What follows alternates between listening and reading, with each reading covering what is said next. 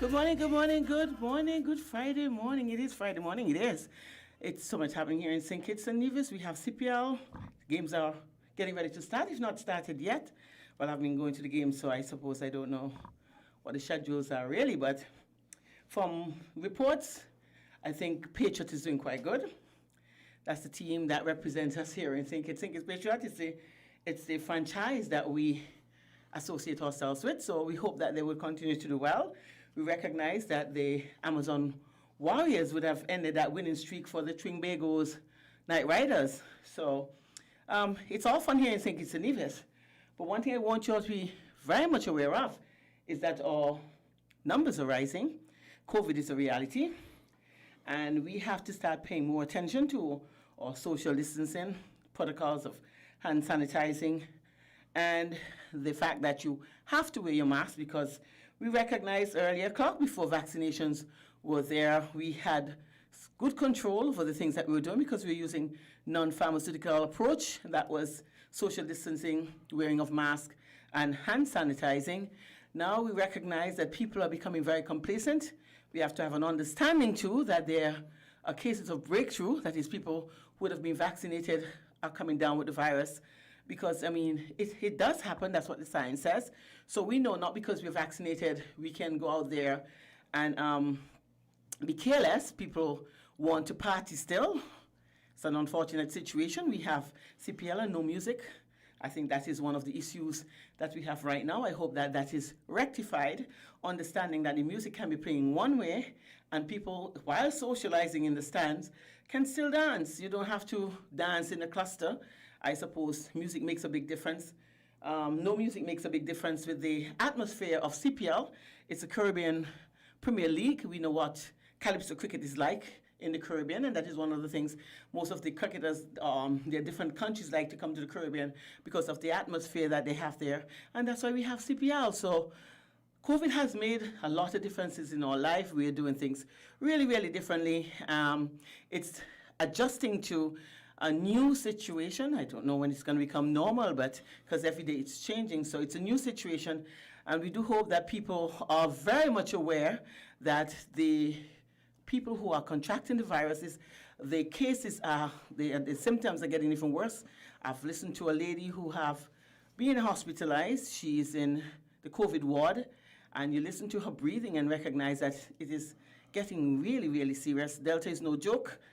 And I think there's Gamma now. The variant is, the virus is mutating. So we're having different variants now. And so we understand that more it mutates, it's the worse it's going to get because some of the vaccinations are not going to be proven effective. The efficacy is not as high. So we now know that we have to really, if we saw 49 cases when we were just socializing, social distancing, wearing the mask and hand sanitizing. Now we recognize the cases are climbing because we are not alluding to the protocols that we had in place before. It goes along with, as it gets worse, you have to add on, not drop and pick up new procedures or new protocols. The protocols are still in place. It's in the Bible. I've read it. When you have situations like this, so those people who are Christians, it's about covering your face, washing your hands, and staying certain feet apart from and not socializing. So we know it's been happening from long time, ages, years before we even know ourselves. So we have to stick to these kind of protocols. My name is Andrew Quilly-Atherton.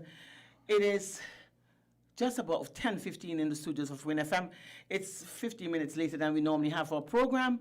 The program is Your Views. Your Views is a program that is aired on Win FM every Friday morning at 10 o'clock. It's a program that we try to source people who have more information than we do, or people who have had the experience, and people who can educate you and inform you and help you to make informed decisions on areas where you want to go to, situations that are happening here in St. Kitts and Nevis or in the outer world. It's a program we allow people to call in sometimes based on where we're at, based on the type of program that we are conducting. But Norm, when you open the lines, becomes a Voices program, and that's not what my program is all about. It's about sticking to a topic, people who are becoming more and more informed, because that is something that we have to do. We have to learn to tap into our creative minds because things, and I don't know how soon or ever, if things would ever be the same again.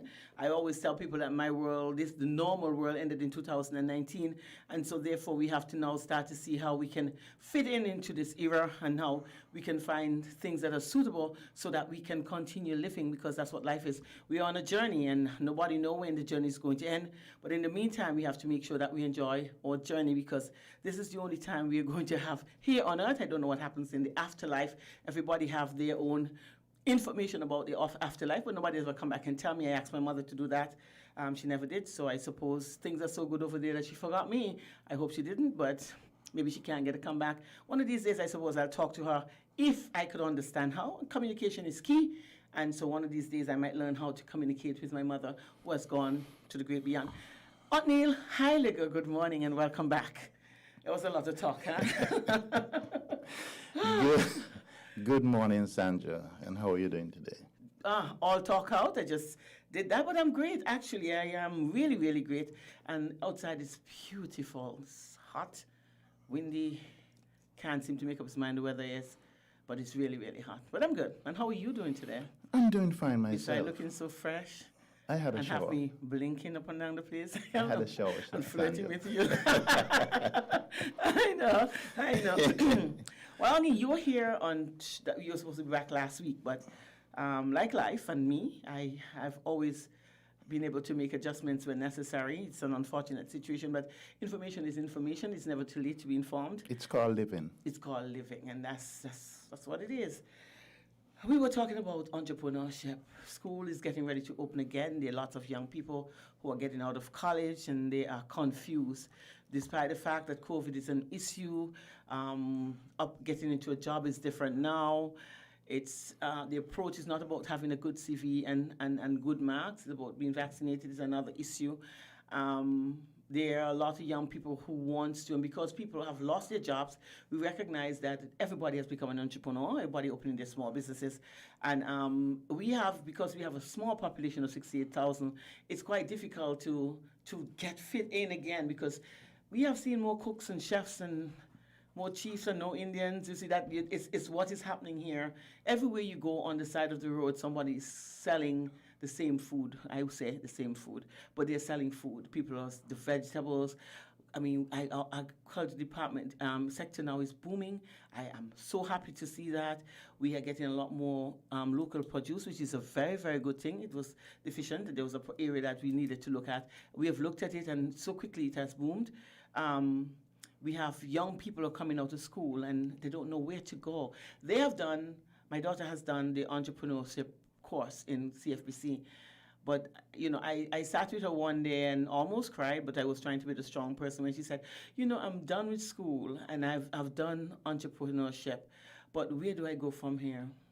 I said, aspiring to be an entrepreneur, you have to start talking to Uncle Othniel and hear how he can advise you, because I think that's the way you have to go. She always look at your success story and always want to know, how to get there. And the fortunate thing for her is that you're her father, and its information is forthcoming. But look at the others who doesn't have you as a person that they can go to. What kind of advice would you give to those people who are coming out of school right now and trying? Because you did that, and I think that's what makes you the success story that you are today for some people. What some of the ideas, what some information would you give to people who are just coming out of school? Well, to start with, Sandra, there's something that I've been using for decades now. A simple saying, but for me it goes a long, long way. And it's something which I refer to as the 6 Ps, which states that proper prior planning prevents poor performance. Great, I'll use that. Okay? Now, if you just think of it or break it down, for each sector, if you do proper planning, right, you plan exactly where you want to go, what you want to do, the product or service you want to offer. You plan that properly, right? You have that planned out. What do you think is going to happen? you're going to know where you want to go. Definitely. Okay. That's one of the things. So if you plan properly, prior to starting your business, Uh-huh. you would do one thing. Uh-huh. Put things in place for that. Yeah. Okay? So that's why I use the phrase prior planning prevents poor performance. Okay. So when do you start to plan though? Because these children are starting to plan now that they've completed school. Now, what is supposed to happen is supposed to start, as far as I'm concerned, from since you're in school.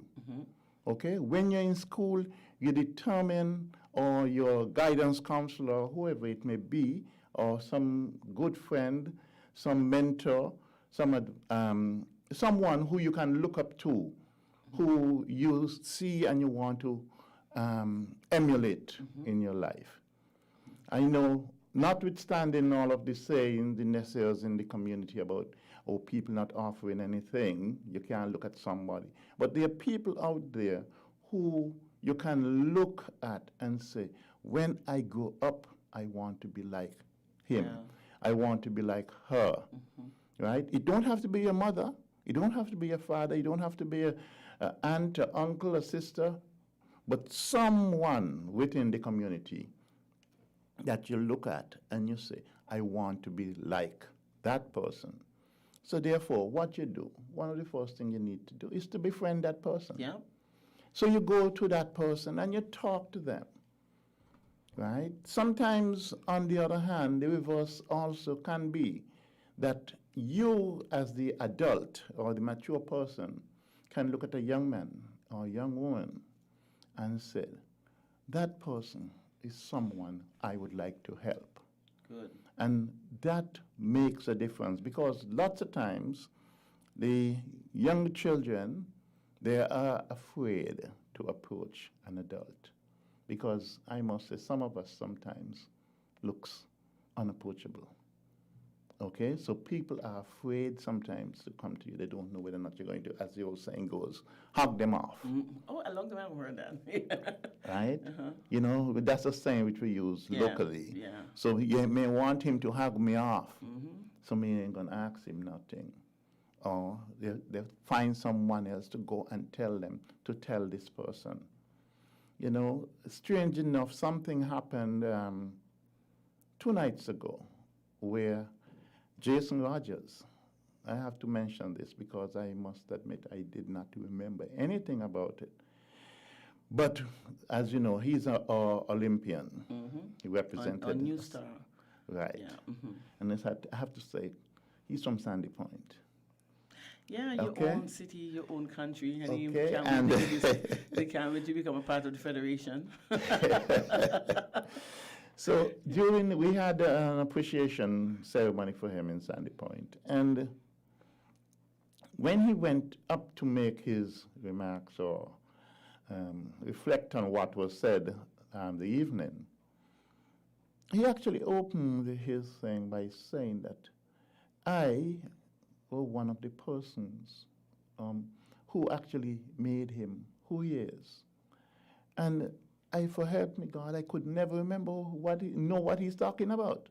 So after the function, he came to me. I went to him. I didn't wait for him to come to me. I went to him and asked him, what are you talking about? What did I do to affect your life in this way that you have to mention it? He said that you did something for me many years ago, which I would never forget. Wow. You know? Wow. So it means that I would have affected his life Yeah. in some way. Positive way. Right. Because he had to, in such a positive way. Right. Yeah. And he actually said it to me that he really, really appreciated it. And I must say there are several other persons in our community and even regionally You have a who host would, of children who belongs to you. yes, Yeah. that is a fact. Because as it is for right now, I've got about 5 of them who are at CFBC doing the architecture program. Yeah, I saw them coming to visit Daddy yesterday. Right? Yeah. And up to yesterday, we went through a session with them where things which I must admit I thought that they would know or understand, they did not. So we went through it and we had a I think it's about our discussion after they finished doing a project which they were working on. I gave them a project to work on. And we reviewed that program, that project, and all the pros and the cons and so on. And they were so appreciative of just that session alone yesterday. So what we have to do as adults is to try to encourage them and show them the pitfalls. That's something we have to think about. Because in business, being an entrepreneur, there are mistakes that each and every one would have made. And I always say to people, you should always learn from someone else's mistake. It don't make any sense to go and make the same mistakes that someone else would have made.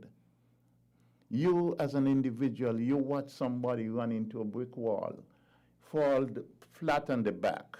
Why you want to go and run into a brick wall the same way? And Right. that's, that's one of the things that I've looked at, and I'm really feeling sorry for a lot of those young people coming out of college. Let's look at the entrepreneurship program, because it's a program where we are now encouraging our young people to start looking at. But let me tell you some of the, and I am not in any way criticizing, because people tend to believe that I want to criticize situations, but it's not about being critical, or it's constructive criticism, because all criticism is not bad, and sometimes everybody you don't see and you don't test all of the programs, so you don't have an understanding where some shortcomings are. Or maybe sometimes you know what the shortcomings are, but you are not in a position to do so at this time. And with time, I suppose the program is going to progress, and you will start seeing more of the areas that should be paid, attention should be paid to. But in the meantime, I can maybe, when we make comments like this, it would allow people who bring this program together to understand the areas that they have been overlooked. You have young people who are becoming entrepreneurs. You take the entrepreneurship program. There's no specific course that you or area that you are going to work with. So it's a broad-based program, and that's what I look at. So a child coming or taking the program, somebody might want to be a contractor, but they and you want to do this on your own. So you took the entrepreneurship program. Somebody wants to be a baker. Somebody wants to be, and you don't want to do the culinary arts, because at the end of the day, you want to be able to manage your own business, because that's what it is. In the end, as an entrepreneur, you have to do all your business management, your own marketing skills. Your own accounting sometimes, because you're starting up new, you're young, and you have to, have a feel of what you do and have an understanding of what business is all about, and that is a major problem I find. It's a lot of the time you sit down with children who would have completed the course and you talk to them about it, and they don't have an understanding of the basic concept of business, and that for me is a big problem. Again, these children are not going out on any programs where they can see how these businesses are put in place, because I think that is one of the things that they should do, having discussions with people like you, people who have success stories, and with bakery, different areas, people who have the bigger businesses, and they will have an understanding how it is to start small and reach to the position that they're in. And I find that is an area where people who are doing the entrepreneurship program, they should be out in the field about 6 months before, or it could even be a part of their coursework, where you have to have that experience, because you have to go out on your own. You have no experience in business, and you have to go out on your own, because that's the course you studied. Because, Well, I'll tell you, one of the key things which I think everyone need to understand in business, you might sound simple. Management is not just managing your money, but a key factor is time management. Because if you do not manage your time properly, what you're going to find happen is that you're going to end up losing a lot of money. Okay? Yeah. Now, you may ask how you lose money if you manage your time properly. Now, firstly, if you're in a retail business and you're supposed to open, you tell the public that you're going to open at 7 o'clock every morning. There might be a customer who have to go to work for 7:30. But there's something specific in your shop that they want. Okay, so therefore they know you open at 7, so they come there for 5 after 7. Next thing, you show up 20 past 7. No, they have to go to work for 7:30. So therefore, they don't want to be late. or should they be late? No, they should not be late for their job. So therefore, by 7:15, you're not there, they leave. And 4 people would have done that. Right. Okay? So then what happened to you is that you just lost 4 sales. It might have been the biggest sale that you would have had for the day. Yep. So what does that do to your accounts? Now, when you go on to try to balance your books, you realize, look, the income side is down. Okay? But the expenditure remains the same because whether you want to or not, there's certain fixed amounts that you have to pay out. You have to pay your Whether or not electricity, you're water, open. whether or not you're open. So that is why accounting, to do accounts and to be able to balance your books and managing your time, managing your resources is so important. But you see, and one of the problems that I have with people who run their own business like me, well, I just use me, but not necessarily so, but is that they feel like because you're working for yourself, you can open whenever you want to. Well, my thing is that because I'm working for myself, I close later than I would want to, because that's the idea. The later you close, the better it's going to be. The thing about that, working for yourself, as I say to people all the time, because I've been working for myself since back in around 1979, 80. I've been working for myself. Wow. And what I say to people, when you work for yourself, Work harder. you work harder, because if you don't work, you're not going to get paid. But it's not just you not going to get paid. You're not going to be able to pay the people that are working for you. Sure. And when you don't pay yourself, that's not an issue, a big issue, I should say.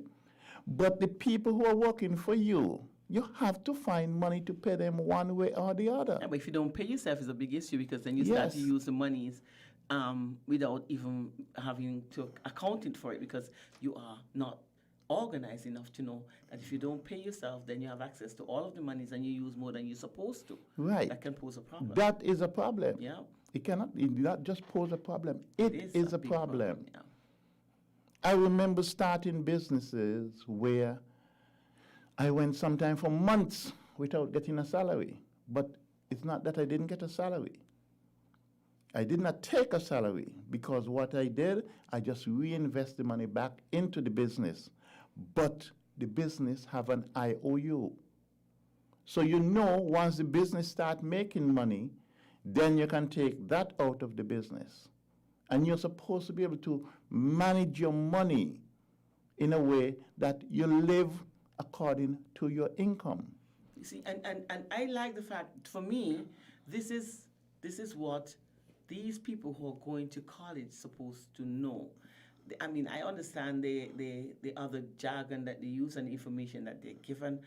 These can be had on the job, and that's where emphasis is placed. But these kind of discussion about paying yourself a salary, how you manage your time and time management and stuff, it is they know it, but they don't have an understanding of it, because that wasn't given to them on the practical side, where you can go out and you can actually interact with people who have started the business, because everybody's business is unique. Your approach is unique, different to my approach. We might be doing the same business, but your approach is totally different. So what I will look at, and if you are, because sometimes you look at it, how come we're doing the same business and he's climbing the ladder so fast, and it's taking me such a long time to get to where I want to? Because your approach is different. And these are the things that the young entrepreneurs should have an understanding of, that when you start, because people think, okay, if I have my own business, they start calculating and looking at my daughter doing the same thing, and you think that you're going to make X amount of money. They don't even know what they're going to sell yet, but they start calculating how much money that they are going to make in a week's time, and how much money they would make over 10 years' time. That's where they're calculating, and they have not yet started their business. And I think this happens because they haven't had a chance to sit down and have this kind of discussion, and the reality of the cost of being an entrepreneur. They haven't had a chance to have that discussion with people. Well, you just said something there which is interesting. They calculate how much money they're going to make over a 10-year period. Mm-hmm. But have they calculated how much money they have to spend over a 10-year period? No, people don't think about spending money. That is a key factor. Because people look at you and say that you're making a whole lot of money. Yep. You got a lot of money. But there's something called expenditure, right? And if you do not plan for that, you're definitely in a problem, okay? Because business has two sides, an in and an out. As a matter of fact, one of the things which I remember used to do, and I still will always do, once I have some business doing or someone coming around me, and if they have a problem, I don't try to solve it for them. I say, solve it. I remember running in the gas station, and there are a couple of times when the guys there would call me and say, Mr. Heiliger, we have this problem, that and that and this and all sorts of things. I'll say to them, it's my business. But what? I'm in ICU. Doctor said no visitors. So what are you going to do? Shut it down? Or are you going to make it work? Cool. And that's what I did to them. Because the more I'm of the opinion, and I always say to people, the more the people around me know, the easier my work becomes. Definitely. And on average, most time you learn by doing. Okay? So if there's a problem, I give everybody a chance in my business to mess up. That's what I said to them. Because once you mess up, I'm going to explain to you and I'm going to show you how you have cost me and also cost you. Because if you lose the money, for you to get a raise of pay, it won't happen. Can't get paid if you're not making the money. Because we're making the money, so therefore you can't get an increase in your salary. You can't get a longer holiday if you don't teach someone else. Because then you have to be on the job all the time because you are the only person equipped and ready to do that particular job. And you see, I think that is another area that the course down at CFPC have to look into, managing your human resources, because that can be one of the issues that can make you or break you. Definitely. And those are enough emphasis is not placed on that aspect of the business. And so you have to look at the course and see how equipped are these young people coming out of the college and want to actually start their business. I know Jeff and I talk about the conversation we had there, and we talk about everybody selling food, and everybody sells using basically the same prices because they use the same yardstick. Because you're selling a plate of rice and chicken for $15, so automatically I would start selling a plate of rice and chicken for $15 because I'm looking at what the market sells or what you are doing, not taking into consideration, I don't know your source of your chicken, I don't know where your rice is coming from, I don't know whether or not you have overheads, but yet still, and the information that you gave him, he always referred to it. I remember when having a discussion with Uncle Neil, and he made that statement, it resonates well, it stays there with him, and these are the things that I said, these young people who are coming out as entrepreneurs, not having an understanding how to calculate prices into selling when they're getting ready to sell your commodity, because they just don't know. Well, that is a key factor indeed. I'll put my neck on the block. 90% of the people who, as you said in your opening, who is out there selling food, ask them to give you a breakdown as to the cost of a plate of food, and they can't tell you. You're so right. They cannot tell you, because how many servings do you get out of a pound of rice? When you cook it, when it's already cooked, or before it's cooked? Okay? You ask them, how much do they have to put in relation to time to prepare a plate of food?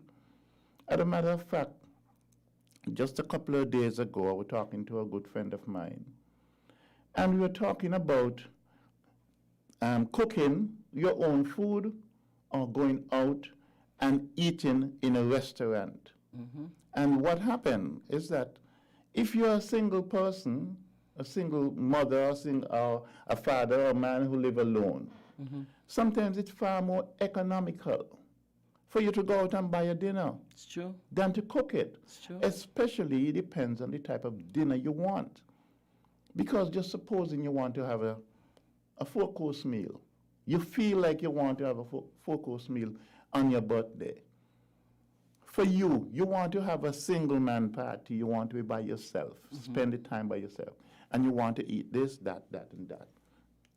Now, for you to go and prepare that for you, how long it's going to take you? When you want to have your appetizer, you may want to have some conch chowder or some cream of pumpkin soup or something of that nature. Now, to prepare that for you alone, how long is it going to take you? It's going to take you basically the same time as someone else. Yeah. Right. Okay, but it's for you alone. It's true. When you finish doing that, you want to have your steak and your fish or whatever.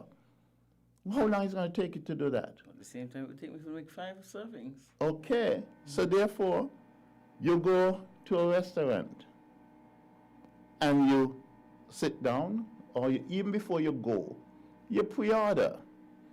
Now, when you get to the restaurant, within an hour or 45 minutes, you've already been there, you've been served, you enjoy your meal, and then what you do, you pay your bill, you get up and you leave everything on the table. Don't have to wash the dishes. You don't have to either. wash Don't nothing, have to clean up anything either. okay? But you do that at home.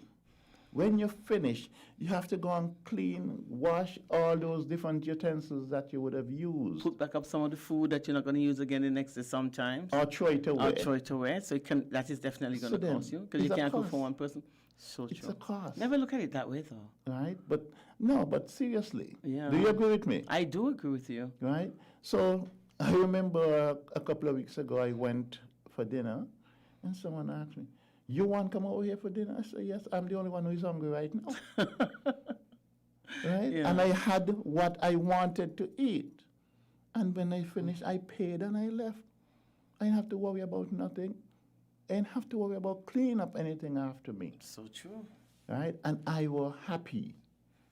But if I had to do that at home, at the end of it, by the time I'm finished cooking, I'm not even certain if I would eat the food because I would already been full. Tasting. Oh, well, by the time I'm done, take off a little piece here, a little piece there. Then you wouldn't enjoy the food as much either Right. because then, I mean, you're tasting it all the way through and you're ready to sit down and it's no longer a surprise. You know, because that is, for me, is a good feeling to say, Right. the food is good. But you can't say that when you're already full. Right. So, as I was saying, is that in business, you have to decide what you really want to do. And you have to plan. You have to prepare for it. Okay? Because if you don't, you might be, from the onset, losing money, and you don't know how. You must manage your time, manage your resources, manage your material or equipment. Okay? You must manage your human resource. And that's the area I said. When they come out of college doing an entrepreneurship program, a 2-year program, these are things that they don't even know. They don't even know, I mean, how many people if I want to do a smoothie bar, how many people should I employ? And they start to think, oh, I have to employ one who's going to serve it, one who's going to make it, and one who has to market it. Not realizing that one person can do all of the work because they think, because that's the way they look at it. They have not had the experience of knowing, because after experience is the greatest teacher.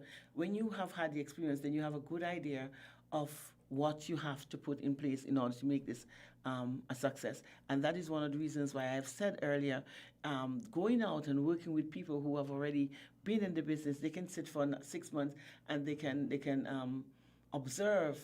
It gives them a better idea of what they need to do and not starting on the job, making all of these big mistakes. Because when you start a business, you make mistakes, tons of it.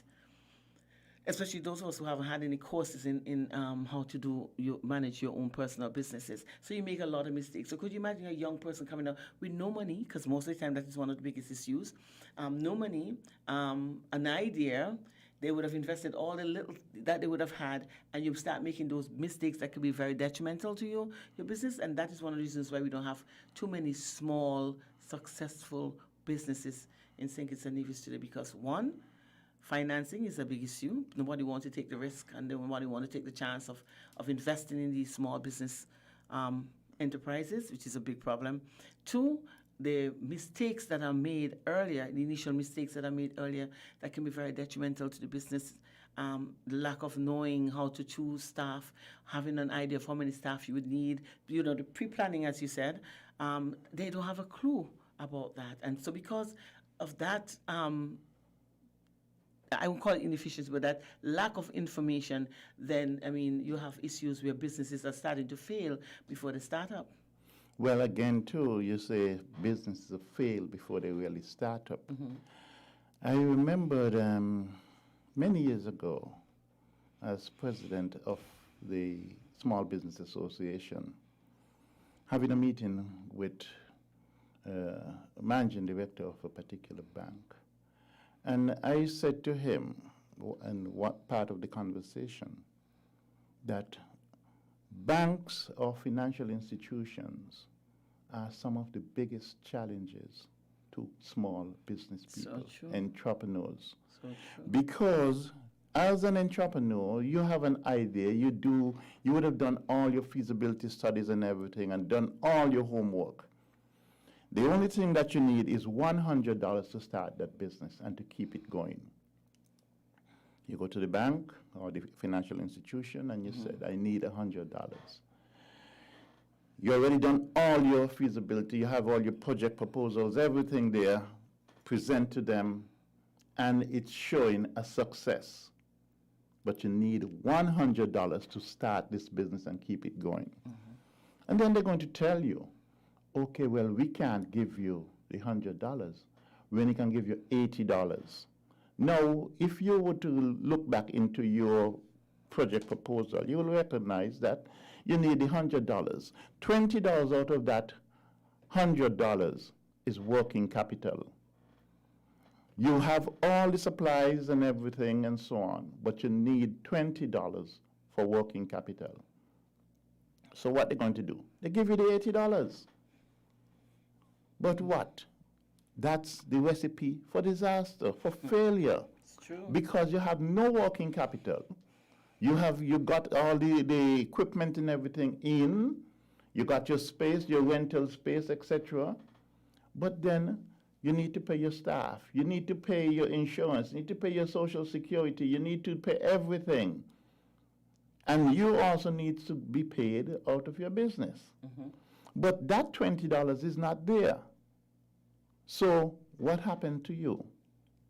You're going to be a failure. Yeah, with a failure with that, with additional debts that you would have incurred, and you have not even started your business yet. Right, and you have to pay the bank their money back with interest. And it's a good thing you'd have made that point, with interest. And sometimes I wonder, and this is the area I think that the government has to seriously look into, because if the courses offered at CFBC, I think that, if Development Bank is going to assist, they've been doing well, they've been assisting many, but I think there should be an area where you have, for young, first-time business owners, a loan that is available, but not just giving them a loan, but sitting down and discussing, have people who are going to assign to them, who are going to advise them on how to manage the money. Because at the end of the day, the money belongs to the bank. And this is where a lot of young, because they come to me and they say, Mr. Hudson, we want to start, but I don't have any money to start business. You go to the banks, and the banks don't want to get it, say you don't have the experience, and they want to know and it's the bank's interest to find out how the bank is going to be paid. And these people have they don't have any experience because they have never opened a business before. They don't have anybody to advise them because they don't even know what they're doing. And they start the business and they recognize, just like you say, the business is started and, you have to, first people have to get to know you. People have to come. So you're not going to have a business grows. And so you have the first 6 months, it's people are going to be trickling in, trying to make comparisons, seeing that you offer what you say that you're going to offer. Basically, at the end of the day, the bank, this is where the people are looking for the bank to come up with and help them and advise them. But we don't have that. And that is the area that I think that government needs to focus on. Well, I always, as they say, cringe sometimes when I hear people talk about what you just said, government. No, some people may disagree with me, But I don't think the government owes anybody a living. When I say that, And you're right. you are starting a business. You want to be an entrepreneur. You want to be out there working for yourself, controlling your own money. Right? So why should the government be responsible for you making money? Absolutely No, agree. I do not agree with that. I'll tell you, even No, but you know why I say that? You have the development bank, and I think that's what it's for. But the government bank, the development bank, I think has basically stretched itself even way over and beyond to other areas of that needs the assistance. yes, but what I'm saying here is that what needs to happen is that the government, the development bank, the financial institutions, they should put the enabling environment in place. That's what I'm talking about. To enable you, to give you the opportunity to do something. You don't have to come up with all the answers. What you need is to have the enabling environment in place, that a young man coming out of school, he should not have to go through all of this red tape to do a business. Exactly, that's what I'm talking about. Yeah. So it's not that the government should take up the money of the taxpayers and give it to them. Oh no, no, that's what Right. I'm There are a lot the, of people the think- development bank aspect. Right. Yeah. But even though you go to the development bank, what I'm talking about is that the development bank, the processes that you would have to go through should be in such a way that it makes it easy. It's like, okay, you give somebody a loan of $100, but they never managed $100 before. That's what I said about They having an never advisor managed attached. $100 before. Exactly. But what? They have to pay back $105 to the bank. So they're paying $5 interest on that. Now, to agree with what you're saying in that way, is that instead of paying back $105, they're going to pay back $106. That extra dollar that they're going to be paying back would be for someone to help manage their business, to show them what they are doing or what they should be doing. And that person remains with that company or that business for the first 2 years. Okay? So for 2 years, you will be paying back 6% on your loan. And then, after that period would have passed, or even before, if the consultant or the project manager would have recognized that, look, okay, Jane understands what she's doing, so therefore I don't need to be there anymore. And then they can reduce that interest. That 1% interest can be reduced from your loan. So then you have far less money to now pay back to the bank. You have an additional 1% to invest or to reinvest into your business. You know, so these are some of the things that I'm talking about in relation to helping people. Yeah. Right? It's better to have it than to need it. Okay? So you need to help the people, help the entrepreneurs, help the young people, or even old people like myself. Yeah. Okay? Because we don't need it too. But we still don't have the experience. Because if I decide now I've been working for people for all these years and I decide to start working for myself, I mean, I know what it is to work for somebody because I don't understand the day-to-day runnings. It's only the area that I work in that I have an understanding of. So if I decide that I want to go and do my own business, I would need, not because I've worked for somebody for 20 years and after 20 years I want to start working for myself. I have not a clue of how to run my own business. So if I go to the bank again for assistance, these are the things, just like you said, the additional 1% or the additional percentage that you put on is to pay basically an advisor, somebody who's going to be there, a consultant who's going to be there to help you, see you through for the next 2 years, because normally those are where when you decide whether or not the business is going to make it or it's going to just flunk it, because the hardships, when things become hard, you want to close down. Close down now and you start up again. And you have a lot of that where people are repeating the closure and the reopening and the closure and reopening, because it's not that they don't know how to manage their own business, but it's that they don't have the experience in managing their own business. Well, I'll put it this way. You might have worked for, I'll call a company like TDC. And TDC is one of the biggest companies in the Federation, Also, to feel bad if you say that too, but right? I said one of. one of. Okay. One of. Okay. Okay? And you have worked in management. You've been with TDC for 25 years. And for the last 20 years of your life with TDC, you have been a manager. But hear what? It's not your business. Exactly. So the decisions that you would make as a manager would be totally different to running your own personal business, because you have someone to report to. But when you're running your own business, your own small business, we don't have the spread that TDC have, because if TDC lost money in one department, they make it up in another one. But you as a small business person, you lost money in a department, you lost money in your business. It's true. Your entire business would suffer because of that. So managing for someone and managing your own is two totally different things. The decisions that you would have to make as an entrepreneur, as a small business owner, would be totally different to the decisions that you'll have to make if you're working for a large company. And that is something we need to also understand. It's true. And people need to understand also that when you're doing business, you have to do business, as I say, like a real business. Or else you're going to run yourself into problems.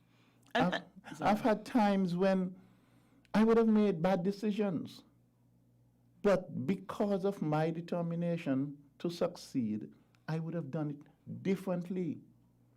I will say to people, I've learned 100 ways not to do it. And how will I do that? Because of the mistakes that I would have made. But I am not a quitter. And as an entrepreneur, you cannot be a quitter if you want to succeed.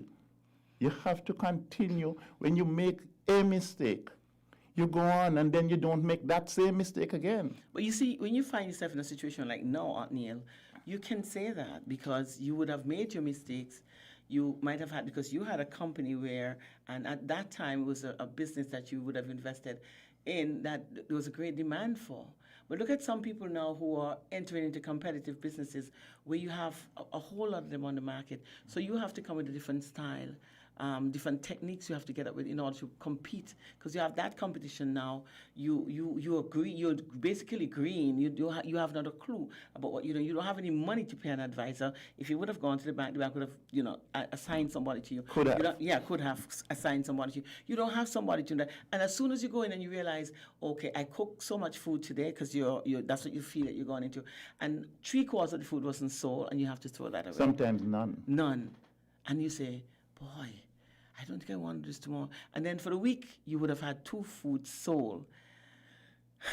And that was money that that was the picking money, the money that you would have been picking, and hope that you can make some from it. Because nobody did to advise you and say, let's do it this way. Let's cook on demand, because you can do that. Prep. You do your work prep, and then you can cook on demand. You have pre-orders. And you decide how you're going to cook. But no, you go in and you open your doors, and of course you can. It's whosoever will come. You close your doors at the end of the day. But remember, electricity bill to pay. Remember, before you open your doors, you have to have the food to cook, Yeah, you have to have the food, so you have to buy it. You have to have the supplies. Yeah. So if you don't have the supplies, you can't even open your doors. Right. So you would have taken all of your hard-earned stored up, save up money, Yeah, or where you borrowed from somebody. You might have borrowed from a friend. And then you're gone and you put all of that in. And the bad thing about it, if you're cooking, you can't reverse the cooking. Once it's done cook, it's done cook. I have to come with an idea how to reverse cook food. It's a good idea. It's a good business to get into, because I do feel for people, because I was in that business and I understand, because you don't want to sell stale food, and people, it's a new business that you're opening, and you didn't advertise for, and people advertisement works. It has its, sometimes it works and sometimes it doesn't. People believe that it's the taste. They say the taste is in the eating of the pudding, right? So if when you eat it and you taste it and it feels good, you're going to come back in. I could advertise the prettiest pictures, and people come in and see it and see. By sight, they would say, oh, that look good. That's how the food looks. And when the food comes out, it doesn't look exactly the same. People are turned off. And so it's sometimes you have to look at the situation and realize, I put all my money into this. This is the last, I basically budgeted for a month. And after the first week, you realize nothing was made. All you would have basically incurred was basically more debt because you have to pay the staff that came out to work. Whether or not you sell food, you have to pay them. You have to pay your landlord. You have to pay for the electricity bill. You have to pay for the food that you would have bought. And that money did not make for this week.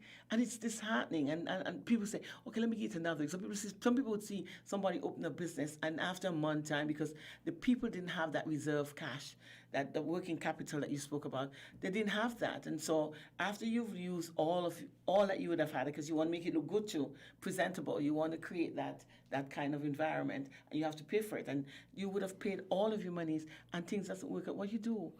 Well, I'll tell you, there's one other thing which you have left out. You prepare the food, you advertise, you do everything, but your location. Location, again, is an issue. Because if you're opening a restaurant in Frigate Bay, or you're opening a restaurant on the Bay Road, there are two different type of clientele. Sure. That's one. Two totally different type of clientele. Because if you're in Frigate Bay, you have to have transport to get there. If you're on the Bay Road, you can catch a bus. But hear what? The average person who is going to buy lunch or come in and sit in a restaurant would not pay a bus to come to a restaurant. They're going to want to be driven. They're going to call a taxi. They're going to want to parking Uber. space that you have to. Yeah. So there's so many different factors that you need to take into consideration when you're getting into business. And more often than not, like you keep saying, and I am saying, you must understand what type of business that you're getting into and who are your clientele. Who are you catering to? What do you want from it? Your returns must be of what? Okay? And if you can't answer those questions from the onset, you're running into problem. My advice to you, do not get into it. Rethink your business strategies. And unless you have these questions answered. And as I started, proper prior planning prevents poor performance. So plan properly and you would perform. I really appreciate that. Then I need to go and revisit my approach to business and understanding now why I am not the millionaire that I wanted to be in 10 years, that I would have 16 years that I've been operating business. Because it is true, sometimes you get in there, fear is a factor always, because then you look at sometimes the commodity that you sell, it's a luxury more so than an essential commodity that you sell. And you just hope it's your approach and your strategies that you put into. And for some people who do not have that, I feel so sorry for my young daughter who's coming out of school, have no experience. Good thing she has a daddy, not Neil, and she can sit with you and talk to you. And being able to explore and have a better idea of what she wants. She had an idea of what she wanted to do. As a matter of fact, that's why she started the entrepreneurship program. Then she realized that people are doing it. And an idea is not just your idea. When it comes to head, it means that it's a demand and people are already seeing that too. So she had to rethink the areas that she was going to go into. And her approach is another thing. And so when you come out of school and you realize, okay, this is it, it's done. I'm on my own. And I don't know what I'm doing. It is frightening for young people who it sounds good when you say entrepreneur, and you're like, what do you do? I'm an entrepreneur. So what does that mean to a lot of people who doesn't even understand it? I hope to start my own business, which is normally what it is. You hope to start your own business because most of them have not yet gotten into the business because they don't have the income, the capital investment first to invest in a business. And so they're all coming out of school not having an idea, and that is what I said. In the last 6 months of the classes, you're supposed to go sit with bankers. You have your own idea that you're going to work with. You develop that idea while you're in CFBC. You would have had all the necessary information that you need, all the advice that you would have needed. A counselor or a consultant would have been put in place for you to talk. A counselor too, because sometimes it's so frightening you can't seem to think, and you need somebody who's going to counsel you too. People don't understand that business owners sometimes need counselors because the stress of the business poses a lot of problems. So it's a lot of things to take into consideration. And I'm glad that I spoke to you, and now people can understand that your success story was not just like a walk in the park. It was hard work, dedication. You had to you have to basically give up a lot, sacrifice a lot in order to get where you want to. And people don't see that. People always look at the glory, but they never understood the story. And that is one of the, and never look at the journey. And those are the things that young people see. People who, like you, who can sit around the mango tree and eat some Johnny cake and red bison with milk and some tin cheese. Oh my gosh, that is so good. On your own time, your leisure time, and think that is how life is supposed to be. But like I said, they never understood the hardship and the hard work that you would have put in. And now that you would have said that, I think people have a better idea of what they have to do before they can think about really starting their business. And we're in the time now where that's where a lot of people have to start to look at about starting your own business, because government is overloaded. I think they have too many people that they are employed. They have other STEP and PAP and all the other areas that they have to themselves have to basically satisfy, and so it is really a difficult situation. Neil, thank you for coming. We are really out of time now. It was a very, very beautiful program. I've learned so much as a business, an entrepreneur myself. It was a big word to pronounce the first time. So a small business owner. Myself, it was such a pleasure because getting all of that information for free, and I know that you're available. And any young people out there, all of the young people who are very much interested in becoming their own business owners, I think you should really have a sit down with Neil. And if it's one thing I can guarantee you is that you're going to come out of that discussion with information that you never had. And it is a fact. I've proven that over and over again. And every time we talk, it doesn't matter how often we talk, you always learn something new. And Neil, I want to thank you. Thank you, Sandra. It was a pleasure for me being here. As I said, to me, what you have inside worth nothing if you hold on to it. You have to share it and share with someone else. Make someone else a better person. Make their life richer as an individual, and you would have been the winner. Thank you. That's a success story. That's a success story. And those of you who love cricket, we know we have CPL in the park. And those of you who are still at home and don't know what to do with yourself, stay tuned to WinFM 98.9. Voices is up next. It's an area where you can call in and you can talk about how you feel. And this is a different audio views program where you can actually talk about how you feel, how you're affected. And we have a good host. He's so knowledgeable. I always admire that young man. I hope he's the same person who's going to host the program today. He has done so much more for Voices. It's always a pleasure to listen to him. And again, I must remind you that another thing that is around and very much around is COVID-19. It is wreaking havoc in the world, and St. Kitts now we recognize that our numbers are climbing. Nevis was boasting a very small number, and all in a short time they're now up to 100 and how many cases? 113 cases, I think was the last thing I saw.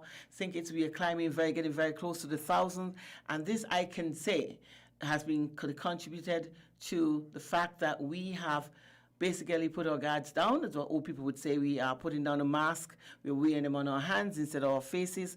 We are not social distancing. People are still hugging and they're still greeting each other as though COVID is not there. And we know that the Delta variant is much more, it's easier, given the word, easier transmitted. Okay, that's the word I'm looking for.